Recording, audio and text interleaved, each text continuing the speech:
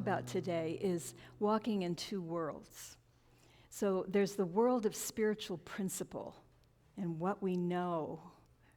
And then there's this very human world where a lot of stuff happens, right? And I want to make a distinction between, so a couple of weeks ago, Reverend Jim talked about only praise, to focus on the positive. And, you know, we've got these purple bracelets, if you were there, to remind us to stop focusing on what's negative and complaining about it and focus on the positive. And that's such a great spiritual practice.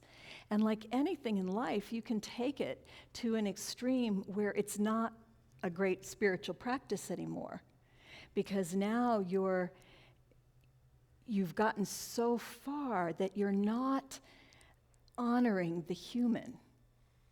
And so in walking in two worlds, you remember the things that we've been taught, the spiritual principles, and we honor the humanity. So in that song, Let It Be, we're talking about when times are really hard, when difficult things come along, when we can't see the light, when our hearts are broken.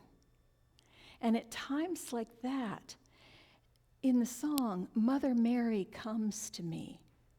What does that mean? It doesn't mean you have an apparition of the Virgin Mary.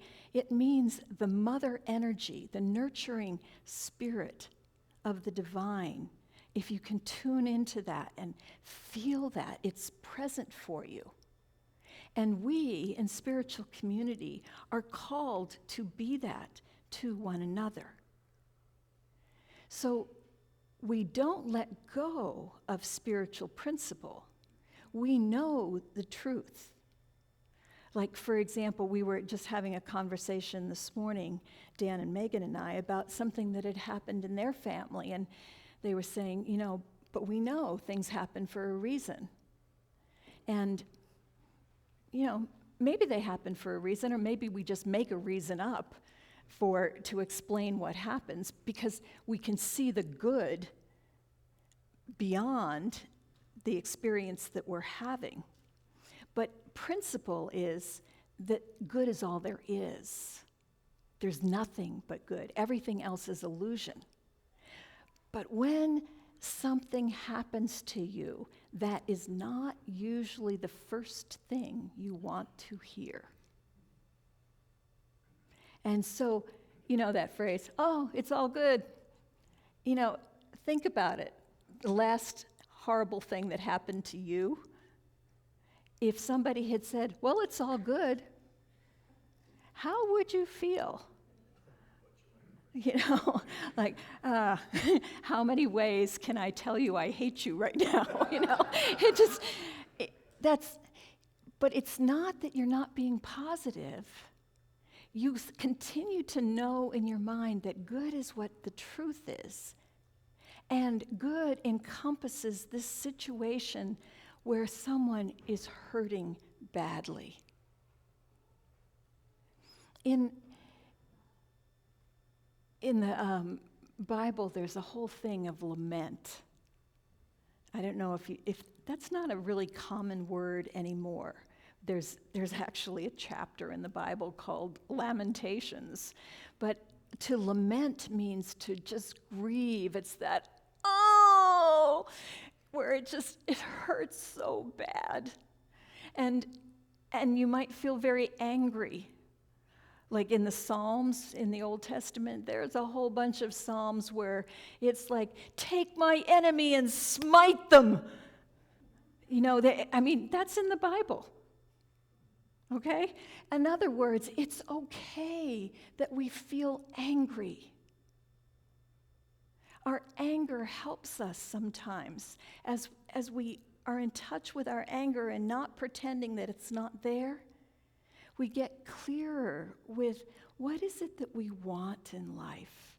What are our desires? It's okay to be angry.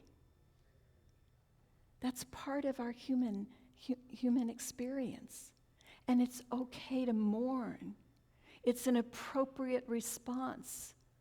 When someone dies or we're really worried about something, those feelings are human.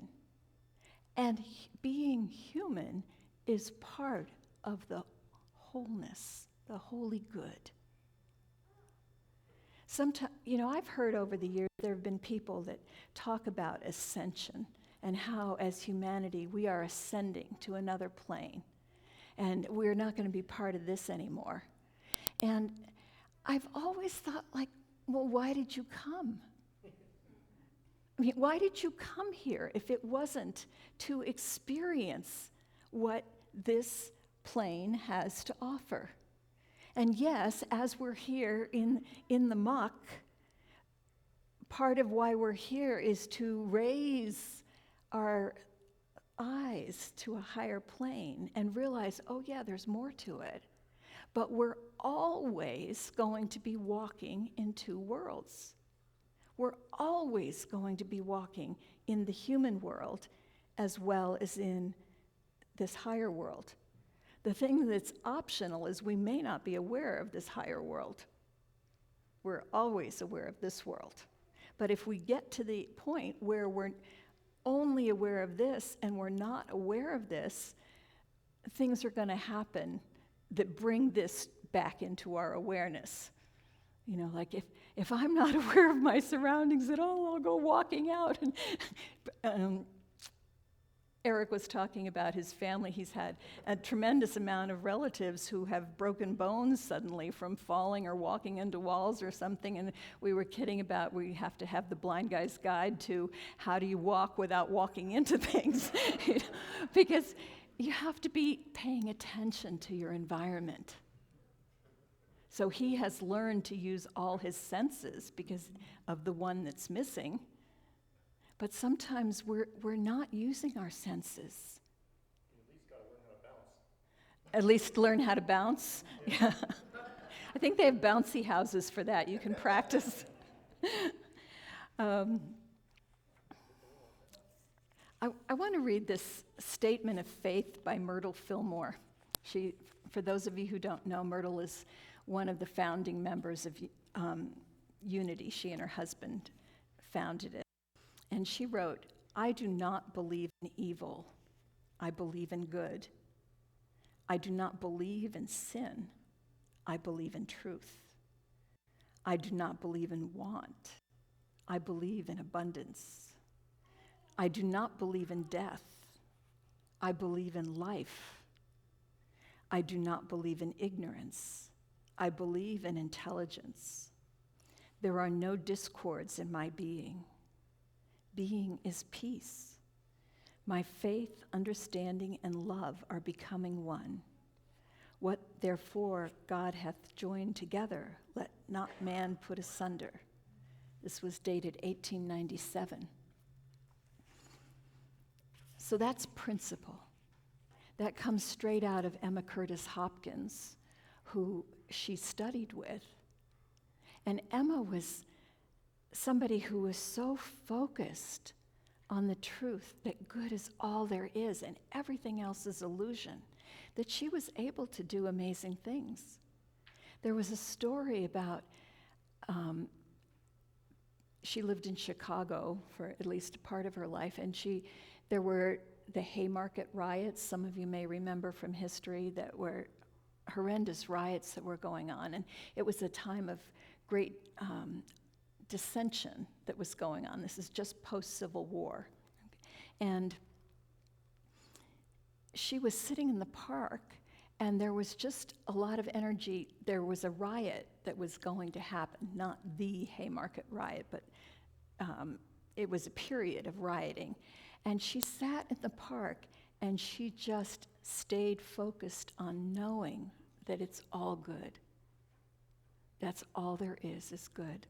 There is I have no belief in evil. I have no belief in disharmony. I only know good and harmony. And she sat there, and the people just went home, and the riot didn't happen, which was extraordinary when you think about it. So Ruth Miller who I've been studying the works of Emma Curtis Hopkins with for the last year, she was telling me about when she went to Egypt on a trip with Lawrence and some other folks. There was a moment when there was some uproar that was beginning, and people were showing up on the docks, and there was going to be trouble. And other people that were on the trip were like, ooh, this is starting to feel unsafe. And Ruth, knowing her Emma Curtis Hopkins stories, just sat on the ship or wherever it was they were. She just sat there in peace, knowing that good is the only reality. And as she knew that, in a short while, everything just dissolved. And the people that might have been in a big argument before, they're patting each other on the back and going off for a drink or whatever they're doing. And it just dissolved. So there is great power in knowing principle, holding it, and acting upon it. And when you are in communication with another person, you don't get to use principle as a sledgehammer. Instead, you use the presence of the mother, that nurturing energy that comes and is present and doesn't require anything of the person. On Friday, I had a very challenging day. I dropped Jeff, my husband, off at the surgery at St. Charles for surgery that was planned, and he was going to be there for quite a few hours, and I was going to head over to Sisters to watch my grandson Nolan in his very first play. So I was excited about that, and I came out and I got a text from my younger daughter saying she was on the way to the ER. She gave birth a month ago, and there were some complications with the birth, and anyway, she was going to the ER, and she had an infection, maybe cramping, fever, and I didn't really know what was wrong with her, but I thought, all right, well, I'm at St. Charles anyway, I'll see you when you get here. So I waited for her, and I was there with her for a few hours, and then I had to go in order to be at the play, and came back, and she was there for a very long time that day, not getting seen. You know how it is in the ER, if you're not gushing from the artery, you can sit there for 4 or 5 hours, which is what happened to her. And, I was concerned about her, and then Jeff's in surgery, and I'm hoping that that'll all go well. And then I drive down to Sisters and come back with my grandson who, can't bear not to have his day with me. And, and he's looking at me over dinner saying, something's different. It's not the same. And I said, yeah, I'm exhausted. And, the pillow fight at the end of the day was when, okay, now it's better. Now I was acting like the grandmother he expected. But that day was a really hard day for me. And what I didn't need at that point was somebody to tell me, oh, it'll all be fine. I knew that. I knew that probably it would all be fine, but I really just needed somebody who understood what it felt like to be in that space. But I also didn't need somebody who would say, oh my God, that's so awful. I didn't need somebody to be miserable with me, because I was doing that fine on my own. I needed somebody who could be there with me and help me up gently.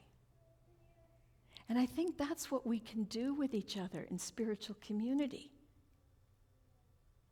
We don't want to, think about if somebody is in the bottom of the well, they've fallen down in the well, and they can't get out on their own.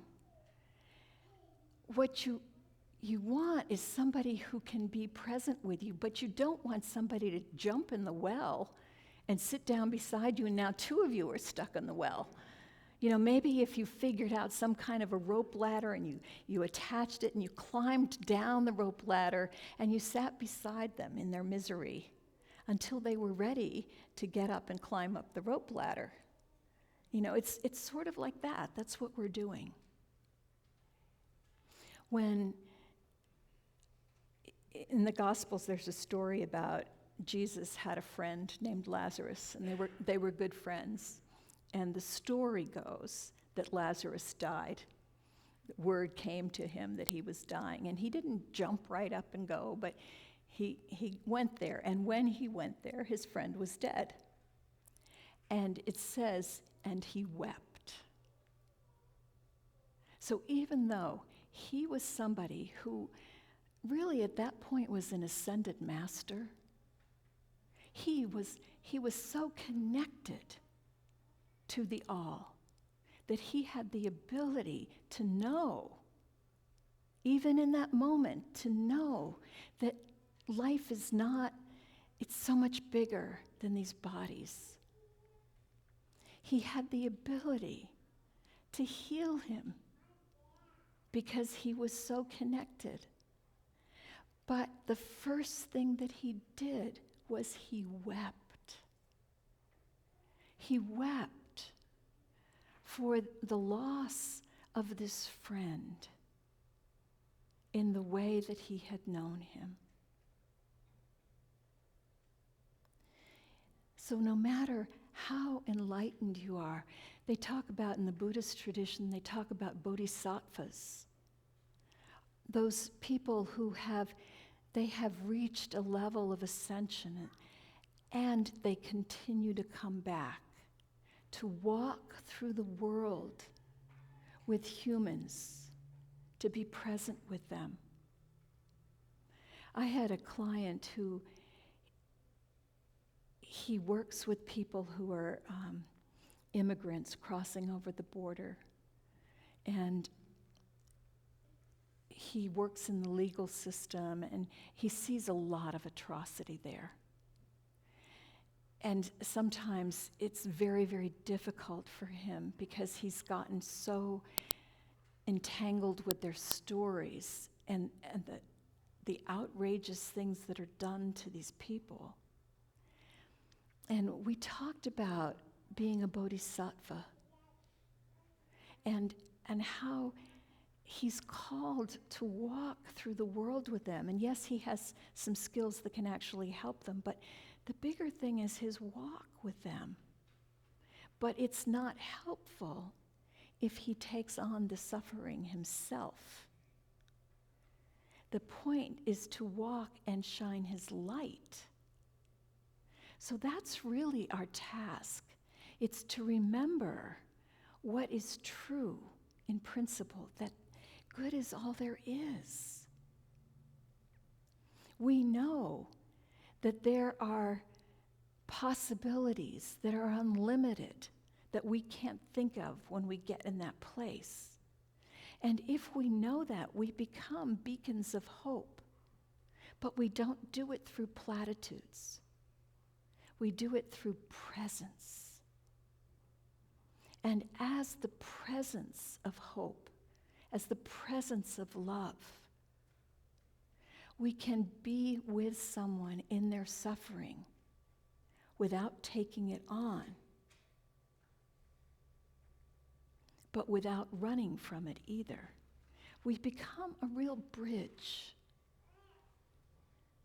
We're a bridge from the world where we feel so much pain to the world where there is infinite possibility. But we have to walk over the bridge. We have to take their hands. We have to be willing to have our feet firmly in this world, to be able to feel what they are feeling without taking it as our own. When I sit with other people, sometimes I cry before they do. Especially, this is true with men because men they haven't been given permission to cry. From the time they're little boys, when crying was a natural thing, like it is for all children, a lot of men have been told that that's not something boys do, and they're shamed for it. And so I have often sat with a man who has got so much sorrow in them. As they're telling the story, I can feel it. And I just start crying because I don't have an inhibition about crying anymore. I used to. That's why I got into therapy. But now it feels just easy for me to let that flow. I think tears are sacred.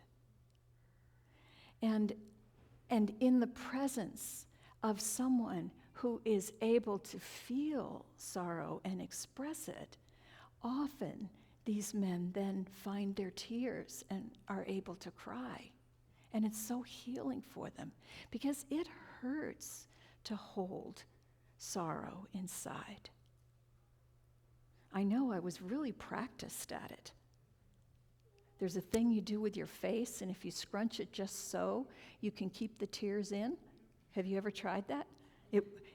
It works temporarily, but it's not healthy. So don't practice it if you don't already know what I'm talking about.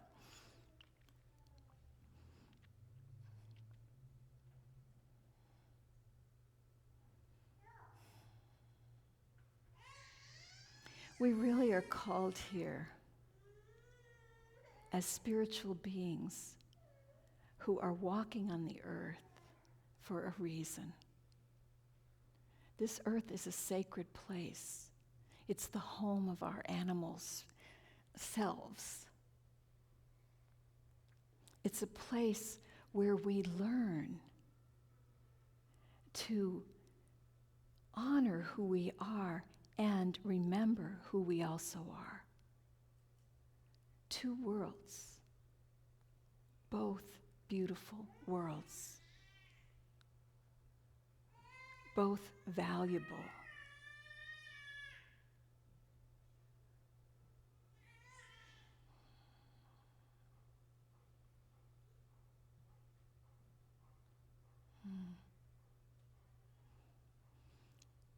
It's so interesting when we hear a baby cry like that. You know, people probably have different reactions. Some people are like, take that baby out of here. Maybe, I don't know. Some people are like, oh, you know, they just want to hold the baby and make everything all better for the baby. And in a way, we're all babies. We're all babies in bigger bodies. We have pains and we have needs that maybe we're just not as in touch with as the baby is. The baby hasn't learned to filter and pretend. The baby just feels and expresses. And, you know, there's probably some advantages to not acting like a baby all the time, but that baby part of us is also valuable. It's valuable. And we want to honor the precious baby in each other.